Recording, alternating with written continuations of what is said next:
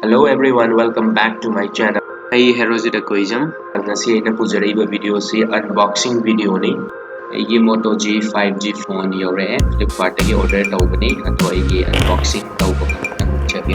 Loina na magi features na chingbai ujarake mayam su pamba yawbiragadi adum Flipkart tagi order tawbiyu leibiyu aduga ha aina ngasi jariba video si magi bed promotion na chingba kemta na chade phone anong bang leibagi su harau jobagi numai jobagi mayam na su ding ding chakani. So unboxing tawba hojare.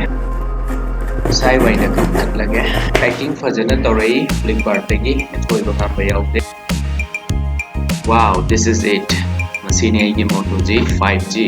Masigi phone se quite affordable oiba Indian market ta phangba 5G phone sing gi manungda ama oi karigino haiba dai horen video makha tarak do charake.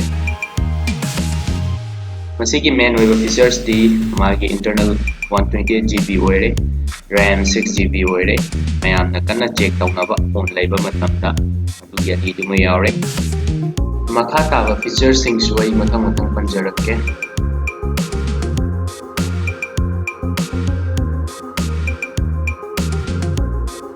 ang tokcharage mayam yeminarsi.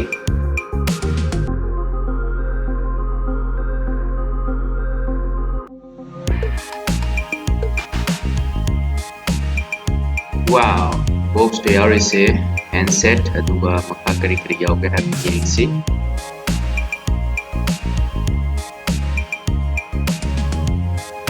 aduga charger, USB cable, SIM tool, timlongolosin tawnaba protective cover and magi guide chingbu yawi.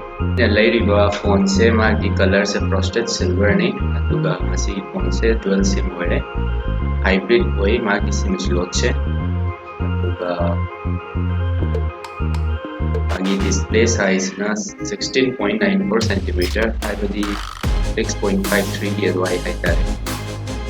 OS na Android 10 oire aduga processor china hoigi Qualcomm Snapdragon 750G octa core 2.2 GHz magi clock speed na ai hana su panjagre magi internal storage 128GB RAM na 6GB aduga magi memory se 1TB ko expandable oi microSD da aduga hybrid slot ni memory card hapang kitang disadvantage ama hairagadi aigi view da hybrid slot oirabnina akoigi sim ani hapa matamda memory card hapam yaude adugu thoidokna di darka oire maramdi internal 128 oire chawre aduna memory card hapam ki thoidokna darka oire.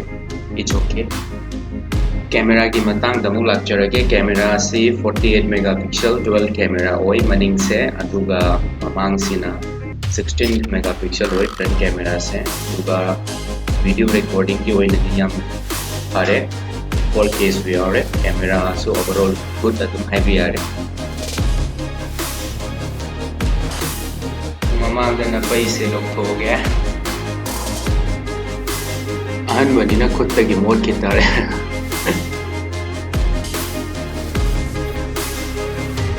yam thuna setup tawjage aduga mayam dum charake setup tawringe manung sida Moto G 360-degree view amta munjarake.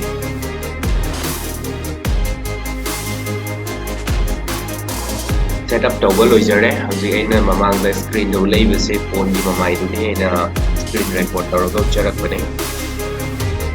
Masai aina horokoda panjagi ba Indian market ta quite affordable oiba phone ni haibado madugi maramda hauji haijarage maramdi atei company ki phone sing yengbiyo mamal se adugi matik bangi 5G yaubase 5G generation product ngai rimdina adu kusigi phone sidi 30,999 katang piba hoy para madura mase dum afford tawya aba phone sini. Okay friends, aina ngasi phone ama leibagi sum harau sabagi mayam da share tawjabani ado ngasigi ai unboxing ki video se patang side lotion jarage friends ai ki video se mayam ye ko dumai piraga di like share subscribe to go biganu. Thank you for watching.